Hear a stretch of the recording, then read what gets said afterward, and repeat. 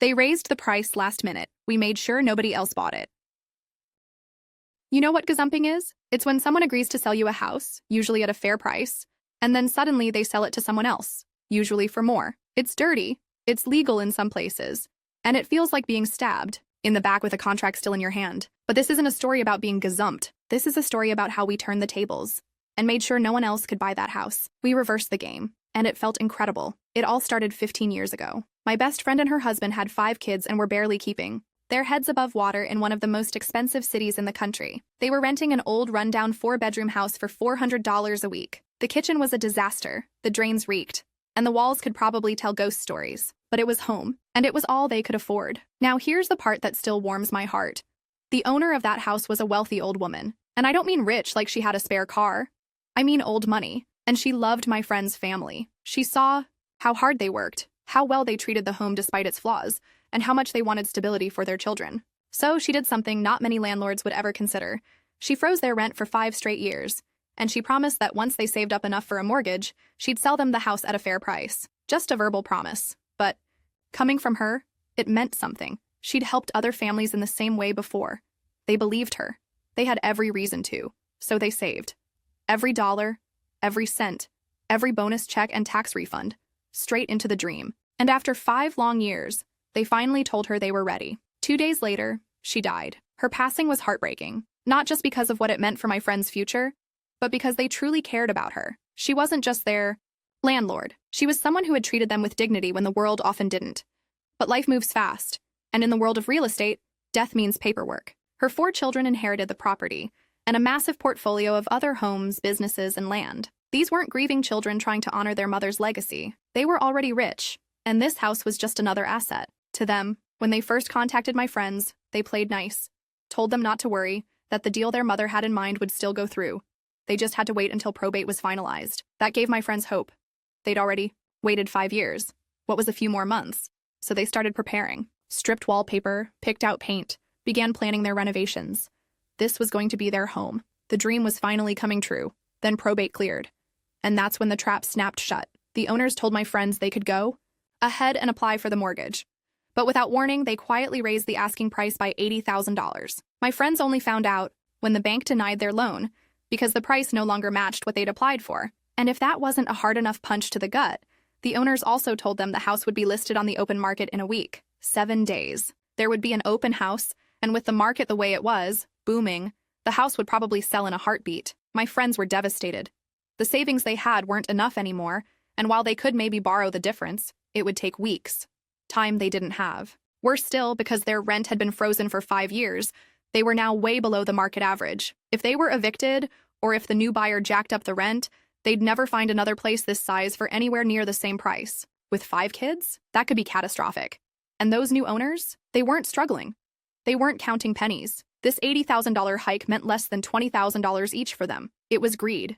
Pure and simple. They saw an opportunity to squeeze a struggling family and didn't hesitate for a second. That's when I snapped. I wasn't going to let them get away with it. While my friends scrambled to find a financial miracle, I got to work on something else entirely. If they wanted to use time and pressure to bully a family out of their future home, fine. We'd use those same tools against them. The plan? Make the house as unappealing as legally possible to every potential buyer. Sabotage the open house, without ever doing anything that could make my friends look like bad tenants. I did my research.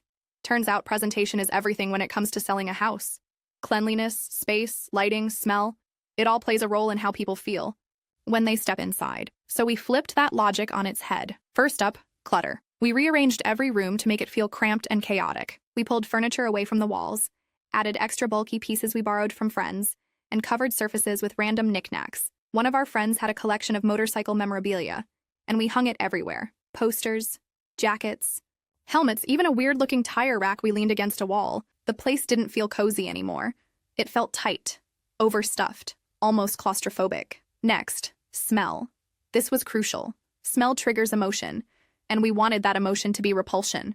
So my friend started boiling a head of cabbage on the stove. All morning. Nasty, but technically not unsanitary. Then, we took it up a notch. We sprayed ammonia around both entry doors, just enough to make it smell like every neighborhood cat had marked its territory. And the pièce de resistance? We cracked open 24 rotten eggs and poured them down the drains. The house had old plumbing already, so now it smelled like a sewer gas explosion had happened under the kitchen sink. Then came the neighborhood. We needed buyers to get the worst first impression possible before they even walked inside. So we got our hands on a moldy, sun-bleached old couch and dumped it in the front yard of the neighbor across the street. Don't worry, we had their permission. They were in on the plan. It looked like a block straight out of a horror movie. But we weren't done yet. We decided to go big on the open house day. If presentation was everything, we were going to turn the whole block into a circus. Noise was our next weapon. We called every friend we had who owned a loud, crappy car. You know the type. Muffler barely hanging on, stereo that rattles the doors, paint job held together with duct tape. We asked them to just exist around the property, drive laps around the block, park, idle, have a little, and leave. Nothing illegal, just noisy. By the time the open house rolled around, the street was unusually busy. People kept driving by, pulling over, taking phone calls out front. It wasn't suspicious. It just looked like a bad location with way too much traffic. Then we called in the big guns. Literally, our rugby club. These are full contact, no padding types of guys, rough around the edges and not shy about it. We called in a favor. The neighbor next door set up a BBQ on their lawn, and we offered free food and cheap beer to anyone from the club willing to show up. And they showed up. On motorcycles. In worn-out jackets and tank tops. These weren't intimidating guys, but they looked like they could play the villains in any movie. Add a few folding chairs, a cooler full of beer, and boom. Suddenly it looked like a biker rally was happening next door. So imagine you're a potential buyer. You pull up to a house that smells like sewage, has a strange couch dumped across the street, motorcycles rumbling nearby, a bunch of big guys drinking beer in the front yard next door, and cars looping the block like you're in some kind of forgotten corner of the city, and then you walk inside. It wasn't just bad. It was a sensory assault. A few people came in, took one sniff, and walked right back out. One woman didn't even bother getting out of her car.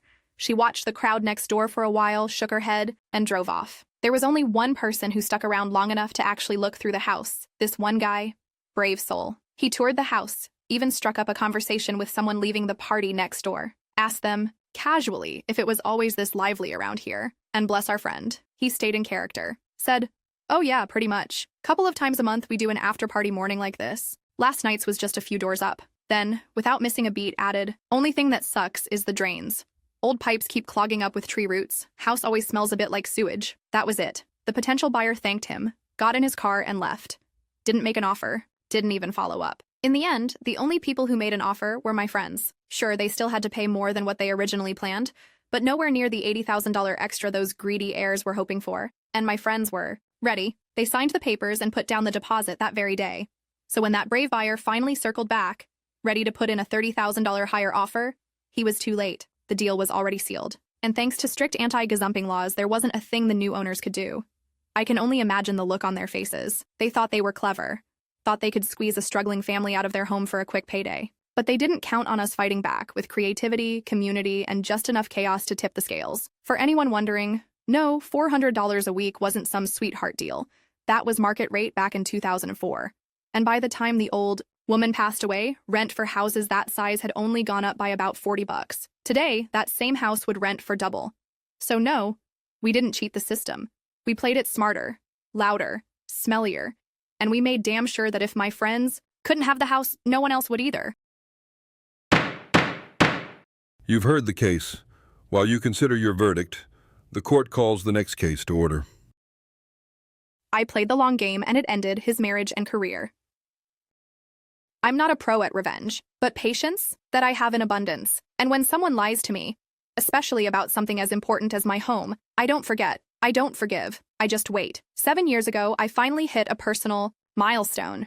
I bought my own house. I'd spent a decade saving every spare dollar, working long hours, skipping vacations, and dreaming about the day I'd finally have a place to call my own. When that day came, I was proud. I was excited. I thought I had done everything right. But because I was buying solo, I had to make some compromises. I couldn't afford a detached house in a flashy neighborhood. Instead, I looked at properties on shared blocks. Where I'm from, that often means strata title, a setup with shared responsibility for things like maintenance and insurance. It's cheaper, sure, but it also comes with a mountain of rules, restrictions, and communal decisions. For someone like me, private, introverted, fiercely independent, that wasn't ideal. So I took my time and searched for something rare, a property that was freehold but still on a shared block. That way, I'd avoid all the strata nonsense, but still stay within budget. Eventually, I found one that checked every box. The listing said it was freehold. The agent I spoke with confirmed it. Even my lawyer reviewed everything and gave it the green light. It felt like the perfect match. But 5 months after I moved in, I got a knock at the door. It was the landlord from next door, and he wanted to talk about our shared insurance. No problem. I asked for a copy of his policy, just so I could keep things organized. That's when everything started to unravel. When I looked at the insurance paperwork he gave me, something felt off. The policy wasn't for a standard public liability split, it was for strata insurance. That didn't make sense. Strata insurance meant we were in a strata-titled property, and that directly contradicted everything I'd been told, sold, and reassured about. I started digging. I contacted my lawyer, the one who handled the conveyancing. He was just as shocked as I was. He reviewed all the documents again and confirmed the ugly truth. The property I'd bought wasn't freehold at all. It was, without question, a strata title, which meant I had unknowingly stepped into the exact situation I had spent years trying to avoid. I was livid. But more than that, I felt betrayed. I had trusted the real estate agent, not personally, but professionally. He was a local guy, known in the area, and we had mutual friends. There were maybe 3 degrees of separation between us, which gave me some level of comfort when I made the purchase. That trust was now completely shattered, so I did what any rational wronged buyer would do. I gathered my evidence. I printed out the listings, which clearly said freehold. I pulled up emails between the real estate agent and my lawyer, all affirming the same thing. I arranged a meeting with the agent and laid it all out.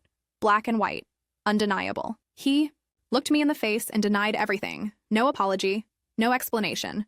No effort to make it right. Just a smug refusal to accept any fault. And when I asked him to cover the cost of selling the home in the future, as a fair compromise, he flat out refused. The best he offered was $1,000 to make it go away.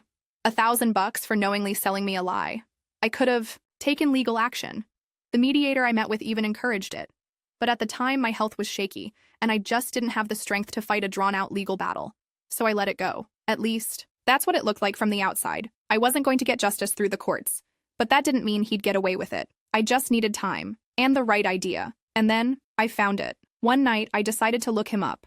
On Facebook. His personal profile wasn't even set to private. Rookie mistake. There, in plain sight, were photos from a boys on tour trip he had taken just a few months after I moved in. Right around the time of our dispute. Sun, drinks, beaches, and lots of ego. He looked like the kind of guy who thought he was untouchable, but he wasn't. Not anymore. Using a public business registry, I tracked down his home address. All it took was one online search and a few clicks. I stared at the screen for a long time that night, thinking, what could I do? What would hit him where it hurt? But not directly, not loudly, not in a way he could trace back to me. That's when the idea clicked. I'd mess with his life, just enough to get under his skin. Not sabotage, not vandalism, just confusion. Unease, paranoia, something he'd never be able to shake off. I wrote the first note by hand. Dear real estate agent, remembering you on this, our special day. She has your eyes. Love, L. Then I sent it, with a beautiful bouquet of flowers, to his home, and I did it again the next year. And the next. For 6 years straight. Every year, like clockwork, I sent him flowers on the anniversary of the house sale. Always from L. Always with a cryptic, emotional message. Some were variations of that first note.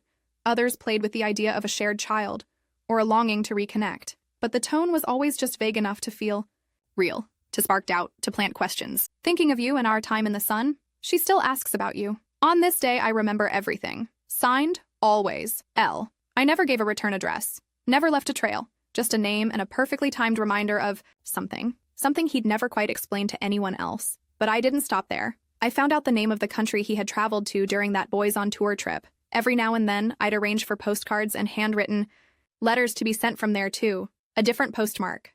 A new twist. A whisper from the past. And all the while, I said nothing. I lived my life. Paid my mortgage. Watered my plants. But on that one day, every year, I reminded him that the past wasn't done with him. A few weeks ago, I was out with some friends, some of whom are connected to him through mutual acquaintances. Someone mentioned casually that the agent had left the real estate business. I pretended not to care. But inside, I was listening very carefully. Turns out he wasn't just unemployed. He was divorced, had lost his home, and had taken a massive financial hit in the process. His life had completely imploded. The story, as I heard it, was almost too perfect to believe. Apparently, his wife had grown suspicious over the years. Every year on the same day, he'd receive anonymous flowers and mysterious notes. At first, he passed them off as a prank. But as the years went by, the story started to crack. The consistency, the personal messages, the emotional tone, it all got too hard to ignore. Eventually, she figured out what the date was. The anniversary of our house sale. She confronted him, and under pressure, he confessed. He told her he had cheated during that boys on tour trip, that it happened around the same time as that now infamous anniversary, and that the mysterious L might have been real, and that's when the final thread snapped. The kicker? I later learned that a year before I bought my house, he came home from that same trip with an STD and gave it to his wife. He somehow convinced her back then that it wasn't from him. But now she saw the full picture.